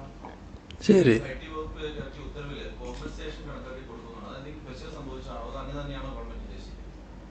ശരി ആയില്ലേ? ടീകോമിൻ്റെ ഭാഗത്ത് നിന്ന് ഗുരുതരമായ എന്തെങ്കിലും വീഴ്ചയോ വിശ്വാസക്കുറവോ സർക്കാരിന് ബോധ്യപ്പെട്ടുകൊണ്ട് കൂടിയാണോ ഇങ്ങനെയൊരു നിലപാട്? ഇവിടെ ആദ്യമേ തന്നെ വ്യക്തമാക്കാനുള്ളത് സ്മാർട്ട് സിറ്റി എന്നതുകൊണ്ട് നമ്മൾ ഉദ്ദേശിച്ച ചില കാര്യങ്ങളുണ്ടായിരുന്നു. അത് ഒന്നും നിന്നുപോവില്ല എന്നുള്ളതാണ്. പല തരത്തിലുള്ള ഊഹാപോഹങ്ങളും പ്രചരിപ്പിക്കുന്ന അവസ്ഥ വരുന്നുണ്ട്. ഇപ്പോൾ കേരളത്തിൻ്റെ ഭാവി വികസനത്തിൽ IT മേഖലയ്ക്ക് വളരെ പ്രധാനപ്പെട്ട പങ്ക് വഹിക്കാനുണ്ട്. അതിനുതകും വിധത്തിലുള്ള ഇടപെടലാണ് ഉദ്ദേശിക്കുന്നത്. ഇപ്പോൾ നഷ്ടപരിഹാരം കൊടുത്ത് പറഞ്ഞു വിടുക, അങ്ങനെയൊരു സമീപനമല്ല സർക്കാരിനുള്ളത്. ഇവിടെ നാം കാണേണ്ടത് ഇതൊരു ഗവൺമെൻറ് ടു ഗവൺമെൻറ് സംവിധാനമാണ്. ഗവൺമെൻറ് ടു ഗവൺമെൻറ് എന്ന് പറയുമ്പോൾ മറുഭാഗത്തുള്ള ഗവൺമെൻറ് നമ്മുടെ മലയാളി സഹോദരങ്ങൾ ഏറ്റവും കൂടുതൽ ജീവിക്കുന്ന ഒരു പ്രദേശത്തെ ഗവൺമെൻറ്റാണ്. അപ്പോൾ അവരുമായി വല്ലാത്തൊരു മോശമായ ബന്ധമല്ല നമുക്ക് ഇതേവരെ ഉള്ളത്. അതേസമയം മലയാളികളോട് വൈകാരികമായി തന്നെ ചേർന്ന് നിൽക്കുന്ന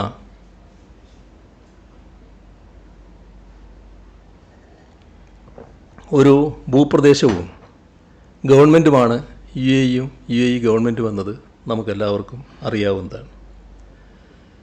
UAE-യിലെയും കേരളത്തിലെയും സർക്കാരുകൾ ഇടപെട്ടുകൊണ്ടുള്ള വിവിധ ചർച്ചകൾ ഇതുമായി ബന്ധപ്പെട്ട് നേരത്തെ നടന്നിട്ടുണ്ട്. അതിൻ്റെയെല്ലാം ഭാഗമായുള്ള രണ്ട് ഗവൺമെൻറ്റുകളുടെയും സഹകരണത്തിൻ്റെ ഭാഗമായുള്ള ഒരു ഉൽപ്പന്നമാണ് ഈ സ്മാർട്ട് സിറ്റി കരാർ എന്നത് നമ്മൾ കാണേണ്ടതായിട്ടുണ്ട്. ഇവിടെ നമ്മൾ ഉദ്ദേശിച്ചിട്ടുള്ളത് ഈ സ്ഥലം നമ്മൾ ഏറ്റെടുക്കാനാണ്. അപ്പോൾ അങ്ങനെ വരുമ്പോൾ അത്തരൊരു പിന്മാറ്റ നയം തയ്യാറാക്കുന്നതിന് ഒരു കമ്മിറ്റി രൂപീകരിച്ചിരിക്കുന്നു. അവരാണ് അതിൻ്റെ വിശദാംശങ്ങൾ തയ്യാറാക്കേണ്ടത്. ഭാവിയിൽ എന്ത് ചെയ്യാൻ കഴിയും എന്നെല്ലാമുള്ള കാര്യങ്ങൾ ആ കമ്മിറ്റിയുടെ കൂടി നിർദ്ദേശങ്ങൾ വന്നതിന് ശേഷം തീരുമാനിക്കാനുള്ള കാര്യമാണ്. കമ്മിറ്റിയുടെ ഒരു നിർദ്ദേശമായില്ല, കമ്മിറ്റി ആയതേ ഉള്ളൂ, അവർ പരിശോധിച്ച് വരികയാണ്. ആ പരിശോധനയ്ക്ക് ശേഷമാണ് ഈ പറയുന്ന അവരുടേതായ അഭിപ്രായങ്ങൾ രൂപീകരിക്കുക. സ്മാർട്ട് സിറ്റിയിൽ സാധാരണ നിലക്ക് ടീകോം അവർ വാങ്ങിയ ഓഹരി വില അതാണ് സാധാരണ നിലക്ക് മടക്കി കൊടുക്കേണ്ടി വരിക. ഇത് തന്നെ ഇൻഡിപെൻഡൻ്റ് ഇവാലുവേറ്റർ തീരുമാനിക്കുന്നതാണ്. അത് നഷ്ടപരിഹാരമല്ല. നഷ്ടപരിഹാരം എന്നൊരു വാക്ക് അവിടെ ഉപയോഗിക്കേണ്ടതായിട്ടില്ല. അത് സാധാരണ നിലക്ക് കരാറിൻ്റെ ഭാഗമായിട്ട് വരുന്നൊരു കാര്യമാണ്. ദുബായ് ഹോൾഡിങ്സ് 2017 ദുബായ്ക്ക് പുറത്തുള്ള ഓപ്പറേഷൻസ് നിർത്തുന്നതുമായി തീരുമാനം കൈക്കൊണ്ടു. അതിൻ്റെ കൂടി ഫലമായാണ് നിലവിൽ ഈ ഒരു സാഹചര്യം സ്മാർട്ട് സിറ്റിക്ക് ഉണ്ടായത്. ഇതെല്ലാം ഈ രൂപീകരിച്ച കമ്മിറ്റി കണക്കിലെടുക്കുന്ന നിലയാണുണ്ടാവുക. ഇവിടെ ഒരു ചോദ്യം പ്രസക്തമായി വന്നല്ലോ, ഇത് പിന്നെ ഏതെങ്കിലും സ്വകാര്യ വ്യക്തികൾക്കോ സ്ഥാപനങ്ങൾക്കോ കൊടുക്കലാണോ എന്നൊക്കെയുള്ളത്. ഇവിടെ ഉദ്ദേശിക്കേണ്ടത് ഈ നമ്മളിത് ഏറ്റെടുക്കുക എന്ന് പറയുമ്പോൾ അത് പൂർണ്ണമായും ഗവൺമെൻറ് ഉടമസ്ഥതയിലുള്ളതായിരിക്കും. ഗവൺമെൻറ് ഉടമസ്ഥതയിലുള്ളൊരു പൊതുമേഖലാ സ്ഥാപനമായിട്ട് ഇത് നിലനിൽക്കും. ഒരു ജോയിൻറ്റ് വെഞ്ചറും അവിടെ ഉണ്ടാവില്ല. ഒരു കൂട്ടർക്കും ഇത് പതിച്ചു കൊടുക്കാൻ ഉദ്ദേശിക്കുന്നില്ല. ഇവർ പോയി വേറൊരു കൂട്ടർ ആ സ്ഥാനത്ത് വന്നിരിക്കുക എന്നുള്ളത് ഉദ്ദേശിക്കുന്ന കാര്യമല്ല. അങ്ങനെയൊരു കാര്യമേ സർക്കാർ ഉദ്ദേശിക്കുന്നില്ല. ഒരു സ്വകാര്യ പങ്കാളിത്തവും അതിനകത്തുണ്ടാവില്ല. സർക്കാർ നിയന്ത്രണത്തിലാണ് എല്ലാ കാര്യങ്ങളും തുറന്നുള്ള വികസനങ്ങൾ നടക്കുക. എന്നാൽ നമുക്കറിയാമല്ലോ, ഇപ്പോൾ നമ്മുടെ ഇവിടുത്തെ പാർക്കിൻ്റെ കാര്യമൊക്കെ നമുക്കെല്ലാവർക്കും അറിയാവുന്നതല്ലേ. അതിനകത്ത് ഒരുപാട് സ്വകാര്യ കമ്പനികൾ വരും, അത് വേറെ. പാർക്ക് ഇതിൻ്റെ ഭാഗമായി ഗവൺമെൻറ് ഉടമസ്ഥതയിൽ തന്നെയാണ് നിൽക്കുക. സ്വകാര്യ സ്ഥാപനങ്ങൾ വന്നു വരാം, സ്വകാര്യ പദ്ധതികൾ വന്നു വരാം. അതിനൊക്കെ ആവശ്യമായ സൗകര്യങ്ങൾ സ്വാഭാവികമായും ചെയ്യും. ഇപ്പോൾ അവിടെ നിന്നടുത്ത് തന്നെ ഇൻഫോ പാർക്കിൽ ഇപ്പോൾ ധാരാളം സ്ഥാപനങ്ങൾ പ്രവർത്തിക്കുന്നില്ലേ. ടെക്നോ പാർക്കിൻ്റെ കാര്യം നമുക്കിവിടെ അറിയാവുന്നതല്ലേ. ഇപ്പോൾ 246 ഏക്കർ സർക്കാർ ഭൂമി പാട്ടത്തിന് നൽകിക്കൊണ്ടാണ് സ്മാർട്ട് സിറ്റി SPV രൂപീകരിച്ചത്. ഈ 246 ഏക്കർ ഭൂമി കേരളത്തിൻ്റെ IT വികസനത്തിന് ഫലപ്രദമായി ഉപയോഗിക്കാനാവും. അതാണ് ഇതിൻ്റെ ഏറ്റവും വലിയ പ്രത്യേകത. ഇപ്പോഴുള്ളൊരു പ്രത്യേകത നമ്മൾ കാണണം. ഇതിനടുത്താണല്ലോ ഇൻഫോ പാർക്ക്. ഇൻഫോ പാർക്കിൽ 99% സ്ഥലവും വിവിധ കമ്പനികൾ പ്രയോജനപ്പെടുത്തി വരികയാണ്. പുതിയ കമ്പനികൾ വരാൻ വലിയ താല്പര്യമുണ്ട്, പക്ഷേ സ്ഥലമില്ല. അപ്പോൾ അവിടെ കൊടുക്കാൻ പറ്റുന്നില്ല. സ്ഥലമില്ലാത്തത് വലിയ തടസ്സമായി പുതിയ കമ്പനികളുടെ വരവിന് മാറിയിരിക്കുന്നു. ഈ സാഹചര്യത്തിൽ ഇൻഫോ പാർക്കിന് തൊട്ടടുത്തുള്ള 246 ഏക്കർ ഭൂമിയിലൂടെ കേരളത്തിൻ്റെ IT വികസനം കൂടുതൽ മേഖലയിലേക്ക് വ്യാപിപ്പിക്കാൻ നമുക്ക് കഴിയുമെന്നതാണ് കാണേണ്ടത്. അപ്പോൾ കൂടുതൽ കമ്പനികൾ കടന്നു വരുന്ന അവസ്ഥയും ഉണ്ടാകാം. അതുകൊണ്ടാണ് ഇത്തരമൊരു നയം സ്വീകരിക്കേണ്ടത്. പിന്നെ പിന്മാറ്റ കരാറിലേക്ക് എത്തിയത് എങ്ങനെ? സ്മാർട്ട് സിറ്റിയുടെ പ്രശ്നങ്ങളെക്കുറിച്ചും മുന്നോട്ട് പോക്ക് എങ്ങനെയാവണം എന്നതിനെ സംബന്ധിച്ചും പഠിച്ച് വ്യക്തമായ ശുപാർശ സമർപ്പിക്കുന്നതിന് ചീഫ് സെക്രട്ടറി തലത്തിൽ ധന, റവന്യൂ, നിയമ, IT സെക്രട്ടറിമാർ ഉൾപ്പെടുന്ന ഒരു കമ്മിറ്റി രൂപീകരിക്കാനും അഡ്വക്കേറ്റ് ജനറലിൻ്റെ അഭിപ്രായം കണക്കിലെടുത്ത് വേണ്ട നടപടി സ്വീകരിക്കുവാനുമാണ് തീരുമാനമായത്. സ്മാർട്ട് സിറ്റി ഫ്രെയിംവർക്ക് എഗ്രിമെൻറ്റിലെ ക്ലോസ് 7.2.1 പ്രകാരം ടീകോമിന് നോട്ടീസ് പുറപ്പെടുവിക്കുന്നതിന് പകരം ടീകോമുമായി ചർച്ച ചെയ്ത് പിന്മാറ്റ നയം സംബന്ധിച്ച് അവരുമായി ഒരു കരാറിൽ ഏർപ്പെടുന്നതിനാണ് അഡ്വക്കേറ്റ് ജനറൽ നിയമോപദേശത്തിന് ഊന്നൽ നൽകിയത്. അതനുസരിച്ച് കേരള സർക്കാരിനോ നോമിനിക്കോ ടീകോമിൻ്റെ ഓഹരികൾ വാങ്ങാനും കരാർ ബാധ്യതകളിൽ നിന്ന് അവരെ ഒഴിവാക്കാനും സാധിക്കും. ഇതിലാണ് ഞാൻ പറയുന്നത് കേരള സർക്കാർ തന്നെ വാങ്ങാനാണ് ഉദ്ദേശിക്കുന്നത്. ഫ്രെയിംവർക്ക് കരാറിലെ ക്ലോസ് 7.2.2 പ്രകാരം ഇൻഡിപെൻഡൻറ്റ് ഇവാലുവേറ്ററെ നിയമിച്ച് ടീകോമിന് നൽകേണ്ടുന്ന ഓഹരി വില കണക്കാക്കാനും തീരുമാനിക്കുകയുണ്ടായി. ഈ നടപടിക്രമങ്ങളിൽ കൂടിയാണ് പിന്മാറ്റ കരാർ തയ്യാറാക്കുന്ന നിലയിലേക്ക് മന്ത്രിസഭാ യോഗം തീരുമാനമെടുത്തത്. ഇവിടെ ഓഹരി വില അത് നഷ്ടപരിഹാര തുകയായി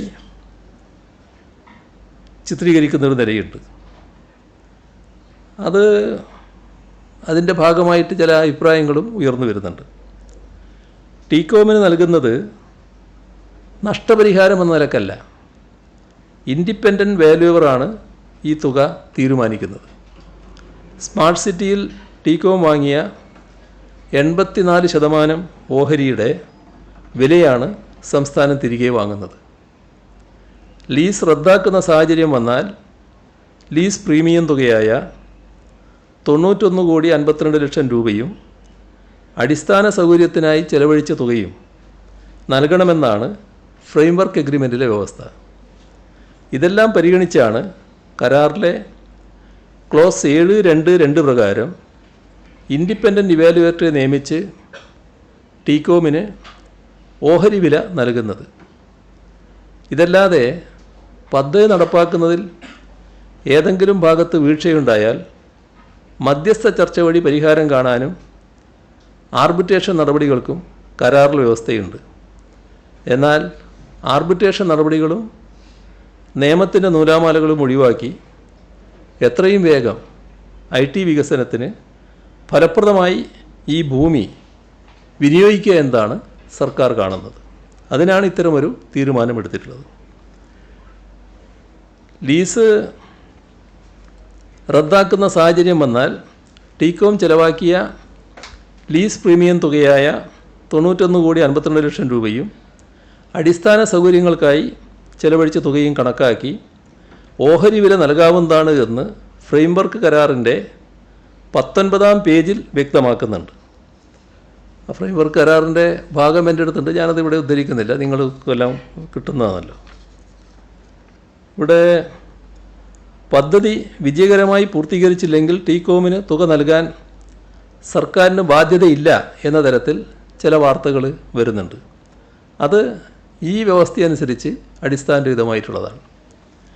ടീകോമിന് നഷ്ടപരിഹാരമല്ല നൽകുന്നത്, സ്മാർട്ട് സിറ്റിയിൽ ടീകോം നടത്തിയ നിക്ഷേപത്തിന് സ്വതന്ത്ര വിലയിരുത്തൽ പ്രകാരം മൂല്യനിർണ്ണയം നടത്തുകയും മടക്കി നൽകാൻ കഴിയുന്നത് സംബന്ധിച്ച ചർച്ചകൾ വഴി തീരുമാനമെടുക്കുകയും ചെയ്യും. ഇതാണ് ചെയ്യുന്നത്. ഇതാണ് അതിൽ നമുക്ക് വ്യക്തതയുണ്ടാകേണ്ട കാര്യം. എന്തുകൊണ്ടാണ് ആർബിട്രേഷന് പോകാത്തത് എന്ന് ചിലർ ചോദിക്കുന്നുണ്ട്. ഇവിടെ പദ്ധതി നടപ്പാക്കുന്നതിൽ ഏതെങ്കിലും ഭാഗത്ത് വീഴ്ചയുണ്ടായാൽ മധ്യസ്ഥ ചർച്ചകൾ മുഖേന പരിഹാരം കാണുന്നതിനും ആർബിട്രേഷൻ നടപടികൾക്കും കരാറിൽ വ്യവസ്ഥയുണ്ട്.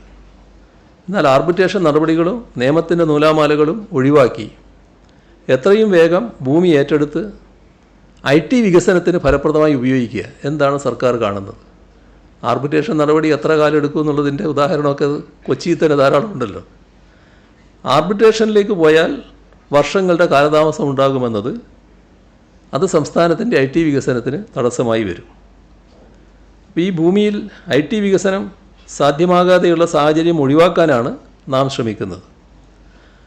അപ്പോൾ തെറ്റിദ്ധാരണ ഇതിൽ പരത്താൻ ശ്രമിക്കരുത്. നാടിൻ്റെ ഭാവിക്ക് ആവശ്യമായൊരു കാര്യമാണ് എന്നത് നാം കാണണം. നമുക്ക് വിവാദങ്ങളിലാണ് നല്ല രസം സാധാരണ ഉണ്ടാകുക. പക്ഷേ ഇതൊരു നാടിൻ്റെ ആവശ്യമാണ് എന്ന് തിരിച്ചറിഞ്ഞുകൊണ്ടുള്ള നിലപാട് സ്വീകരിക്കാൻ നമുക്ക് കഴിയണം. IT വികസനത്തിന് കേരളത്തിന് ഒഴിച്ചുകൂടാത്തതാണ് ഭൂമി. അപ്പം അത് ഫലപ്രദമായി ഉപയോഗിക്കുക എന്നതാണ് നാം കാണുന്നത്. ആയിരക്കണക്കിന് ആളുകൾക്ക് തൊഴിൽ ലഭിക്കുന്ന ഒരു പദ്ധതിയായിട്ടാണ് ഇത് മാറുക. സമയം കുറച്ചധികമായിപ്പോയി. മറ്റ് ചോദ്യങ്ങളെല്ലാം പിന്നീടാകാം. ഇവിടെ നമുക്ക് അവസാനിപ്പിക്കാം. ബാക്കി പിന്നീടാകാം.